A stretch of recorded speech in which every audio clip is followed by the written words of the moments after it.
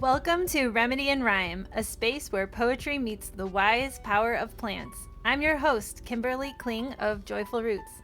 We'll begin each episode with a poem, a soul offering inspired by a single herb. From there, we'll follow the thread of the plant's deeper wisdom, exploring what it reveals to the heart, how it invites us into greater awareness, and how we might welcome that into our own lives. Then we'll ground that insight with simple ways to work with the herb in your everyday life rhythms. So whether you're here for the poetry, the plant stories, or the space in between, I'm so grateful that you've joined me. This podcast is for educational and inspirational purposes only. I'm not a medical doctor or a licensed health professional, and nothing shared here is intended to diagnose, treat, or cure any disease. The information provided has not been evaluated by the FDA. Herbs are powerful allies, but not without personality. If you experience an allergic reaction or discomfort from any herb mentioned, please stop using it. Also, if you're taking medications, check with your doctor about potential herb-drug interactions. Most importantly, you and you alone are the steward of your own body. What you choose to consume, apply, or integrate is entirely up to you. This is about health empowerment. Listen with curiosity and always honor your own body's wisdom. Hello and welcome to another episode of Remedy and Rhyme. I'm so happy to be here today, and we are going to talk all about our friend Blackberry. And along with Blackberry, I'd like to talk about the topic of alchemizing anger. So Blackberry is a dear friend to my family and I. We have a big patch of brambles right outside our back door that seem to be getting huger and huger every year. And right now, the blackberries are in season, so we've been going out there picking them every morning, or at least trying to once a day to get most of them before the birds and other critters do. And every time we go into the bramble, we tend to get beat up a little bit. So it's a funny joke in our family that when we go pick blackberries for somebody else, that we've gone to battle for them.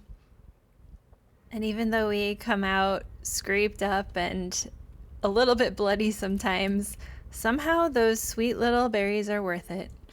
So I'd like to start with a poem that I wrote in 2022 called Alchemizing Anger.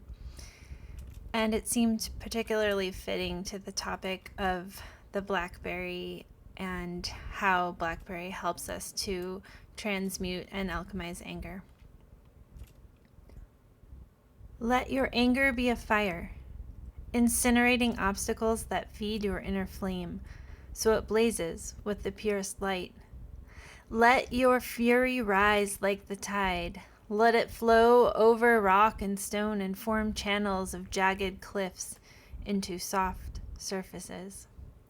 Let your disdain for injustice bleed from your heart and into crystal vessels of truth and righteousness. Let the despair in your soul pool up into a wellspring that feeds the biggest roots and expands into astonishing canopies. May the depths of your heartache be felt in bedrock chasms of the earth, and there be held safely as the dark carbon pressurizes, forming it into a brilliant diamond that sparkles radiantly upon us all. There's so much to be angry about right now. All across the globe, people are rising up in protest. We're fed up with injustice, with systems that steal life, land, and liberty. But genocides are continuing, bombs keep falling, oligarchs seem to keep tightening their grip. And the earth keeps crying out in louder and louder ways. The waters are rising, and so is our collective grief. These aren't just headlines, and no matter your political stance, these events impact all of us. They ripple through our nervous systems, our families, our communities. They affect the land beneath our very feet and the futures that we're hoping to build.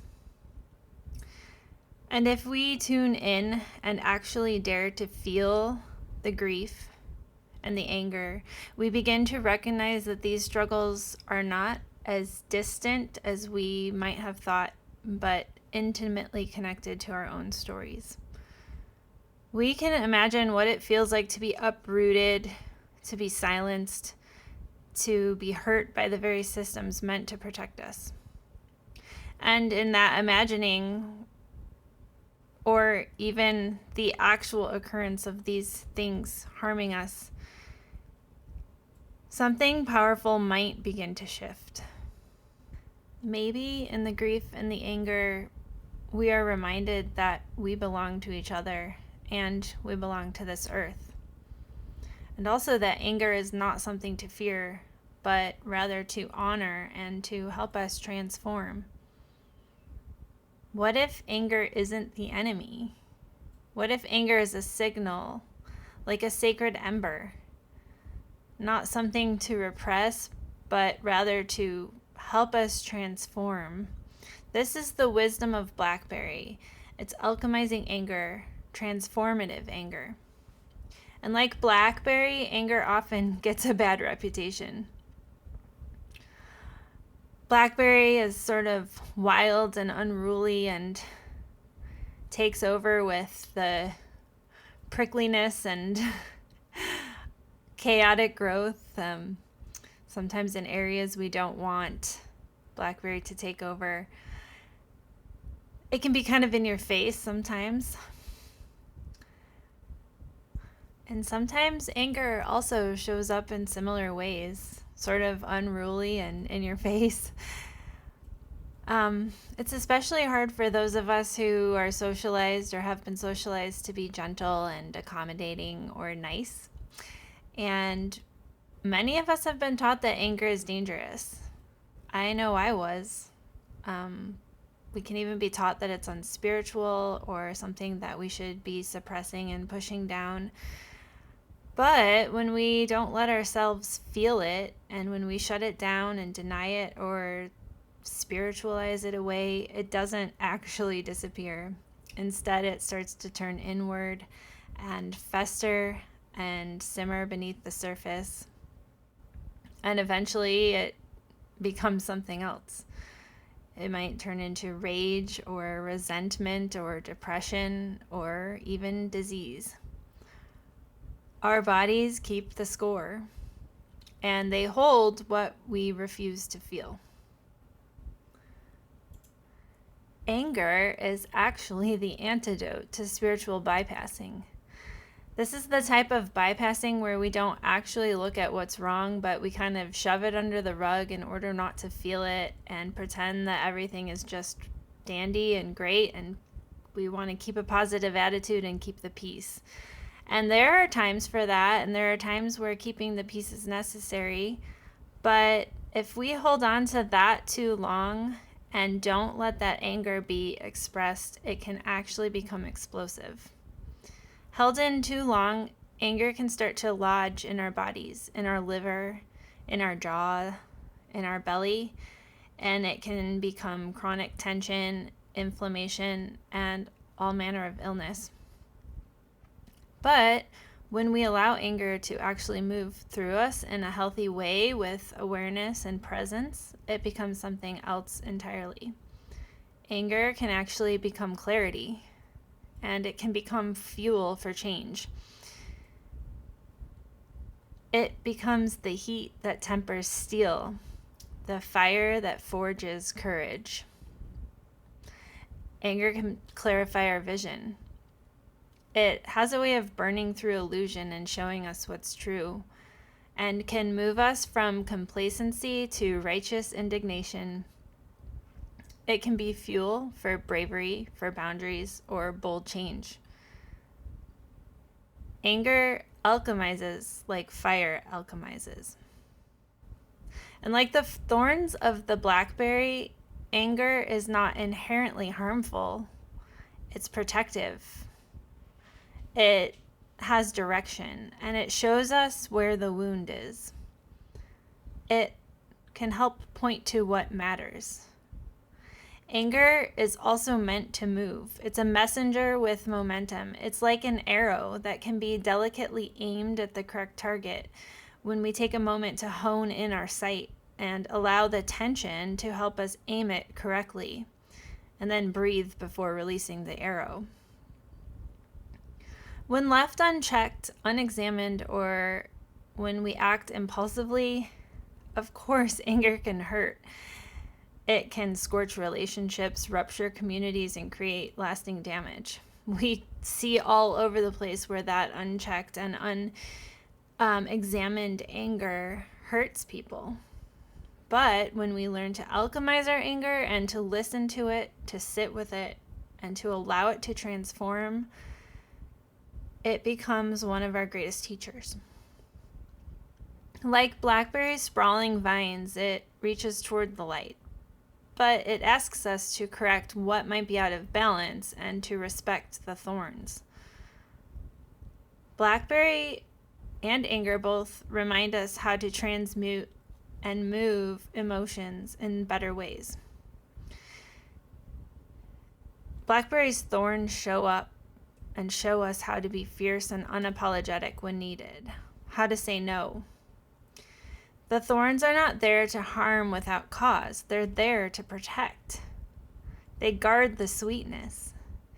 Anger, like Blackberry, shows us how to protect the juicy, tender parts of us, the sacred parts of us. And that wild, tangled growth reminds us that life can be messy and prickly, yet still sweet.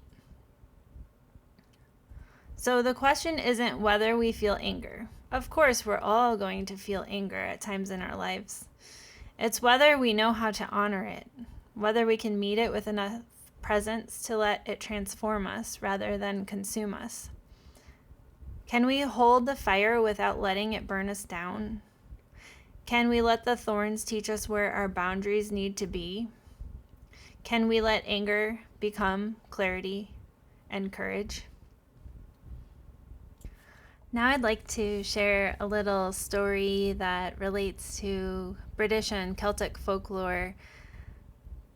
The blackberry brambles have a connection to the threshold and to the other world. In British and Celtic folklore, brambles often grew around sacred sites like fairy mounds, ancient burial cairns, or liminal spaces believed to be entrances to the other world.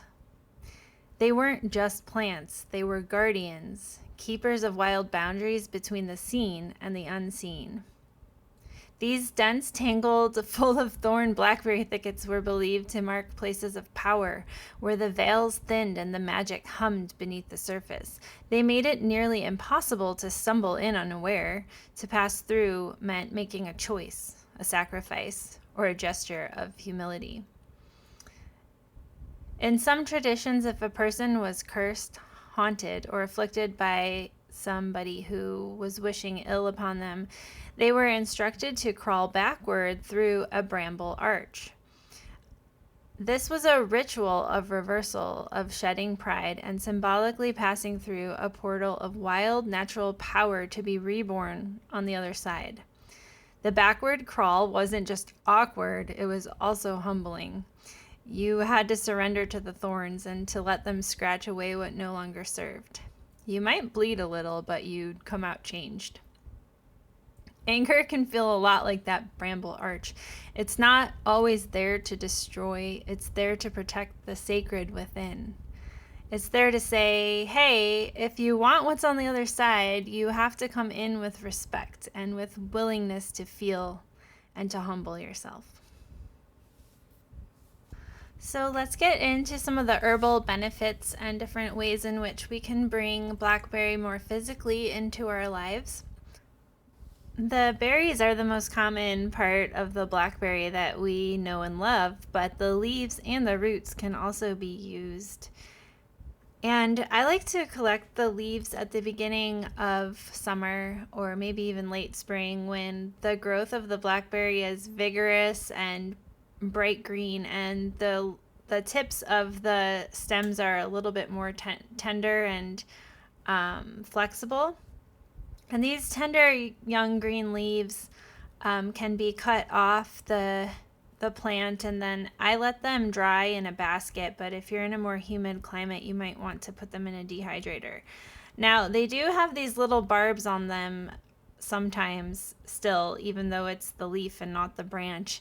And that can be a little bit of a prickly business. You also want to be careful to strain any tea that you're making with those leaves really well so you don't end up with those barbs in your digestive system. That's not fun. But the leaves are rich in tannins, which offer astringent support to tissues that feel loose, inflamed, or sort of overextended. In energetic terms, the plant is sort of saying, come back to yourself, gather your energy back in. And this is helping, this astringent property and these tannins are helping to tighten the edges, to hold stronger boundaries, and to tend to the parts of us that might be fraying, whether that's in our physical body, our spirit, or maybe even the heart. When applied topically, blackberry leaf can help with different skin conditions like eczema, psoriasis, and acne because it's so astringent and has these beautiful anti-inflammatory properties that can help to reduce redness and swelling and irritation. I love working with blackberry leaf in tea blends or by itself as a tea for its tightening and toning properties. I find it very helpful for digestive systems that have become sort of lack and loose and leaky and need help retoning. Or when the digestive system is really inflamed and hot and needs some cooling action. Because of the tightening, toning, and cooling action that it provides, it can also help to alleviate diarrhea and soothe an upset stomach, or just promote overall digestive integrity.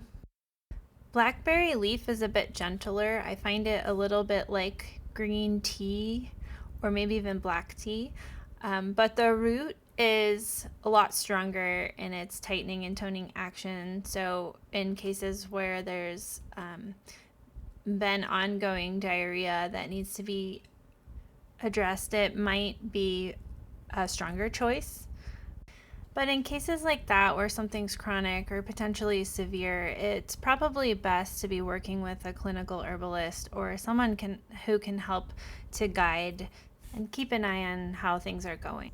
Because of that tightening, toning, and astringent action, blackberry leaf can also be used as a gentle gargle or rinse to help to care for the mouth, gums, and throat, or those parts of us that are for speaking, singing, crying, or expressing. The astringency offers support when tissues are feeling swollen and irritated, similar to the digestive tract, and can help to tone and soothe these vital parts of our body. In a way, blackberries helping us to speak with integrity and to tend to our truth in a way that allows anger or any strong sort of feeling to move through the voice in a way that's clear and constructive. As I already mentioned, blackberry leaves have traditionally been used to support the body's natural response to irritation and swelling and heat. However, this can also show up as tension in joints and soreness in muscles, or that kind of subtle inflamed feeling that can happen throughout the body.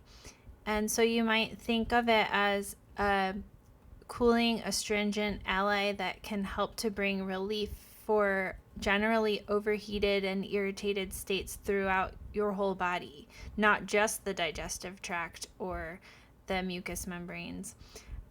But helping to restore the body's sense of balance.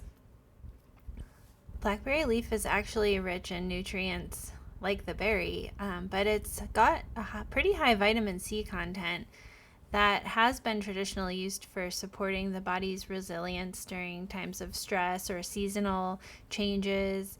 And in folk herbalism, it was used as a way to cleanse and protect. Partially because it actually has some natural compounds that discourage unwanted microbial growth. So Blackberry kind of has this quiet power that helps us tend to our inner terrain when we might be a little bit leaky, or have unclear boundaries, and it's going to help make our bodies a bit less hospitable to the things that don't belong, as well as nourish at a nice, deep level. Both the berries and the leaves also have a beautiful array of antioxidants. These compounds are like little protectors that help to buffer us from daily wear and tear, environmental stressors, or other oxidative challenges that we might have. These flavonoids can actually also help prevent oxidative stress in the brain, and this can help to enhance cognitive function and potentially reduce the risk of different neurodegenerative diseases like Alzheimer's and Parkinson's. Overall, antioxidants are fabulous for most of us, and I think they're greatly lacking in modern day life, but so needed because of how much we're exposed to on a daily basis. What's wild about Blackberry is that it literally grows in such radical abundance that it's providing and providing and providing, and it might have these thorns that make us a little bit wary about harvesting. But if you could see my backyard and the amount of blackberry that has grown over the last few months, you would be amazed at the abundance. And so I just want to invite us all to perhaps take another look at this overlooked ally and think about how we might be able to bring blackberry into our lives more often or as needed. So now let's sit with Blackberry for a few moments. Maybe we want to pull out a journal and reflect on these questions. What sweetness within myself is worth guarding? What boundaries do I need to enact to keep my soul more intact? Where does anger lodge in my body? And where in my life have I let anger stay stuck or unexpressed? And what's one meaningful step I can take to move that anger into aligned action or expression? Thank you so much for joining me on this sweet and spicy journey through the world of Blackberry. I hope that you enjoyed it. If you would like to submit a poem to be considered for one of the future podcast episodes, please email that to kim@joyfulroots.com. And in the subject of the email, you can put that it is a poetry submission for Remedy and Rhyme. That would be helpful and wonderful, and I can't wait to hear from you. If you appreciate what I'm doing here with this podcast and would like to help support all future endeavors, you can do that a few ways. First and foremost, if you're able to rate and review the podcast in whatever platform you are listening to this, those positive ratings and reviews help us get in front of more people. You can also join our Remedy and Rhyme Patreon page, which is available at patreon.com/joyfulroots. You'll find all sorts of goodies there, including plant stories, recipes, and more. There is a free membership, but if you are able to help support the podcast via any sort of monetary donation, that is super appreciated. This episode is also brought to you in part by my favorite matcha on the planet, Posana Matcha. It's certified organic, third-party tested to ensure that it's free of heavy metals. It's pure, safe, and absolutely delicious. I love indulging in this every day. It's a single-origin matcha that's grown in the lush fields of Shizuoka, Japan. And honestly, it's the only matcha that I reach for anymore. So when you use my code JOYFULROOTS, that's JOYFULROOTS, at checkout on Posana's website, you'll get 10% off your order, and you'll be supporting this podcast through the small affiliate commission that I receive, which helps me to continue creating this empowering herbal content just for you. You can find the link in the show notes or head to posana.net. That's posana.net, and use the coupon code JoyfulRoots at checkout for 10% off your order. I'd like to give thanks for the music in the intro and the outro. That is called Bedtime After a Coffee by Ikun Baradine on Chosik. I'd like to give immense thanks to my family for supporting me in this herbal journey, and for all of my friends and community who have also been so supportive. I'd like to give a shout out to all of the other herbalists who have influenced me. There are really just too many to name, but I'm so appreciative. And of course, my deepest gratitude goes to our plant allies who have honestly taught me more than I could have ever imagined. I'll see you in the next episode.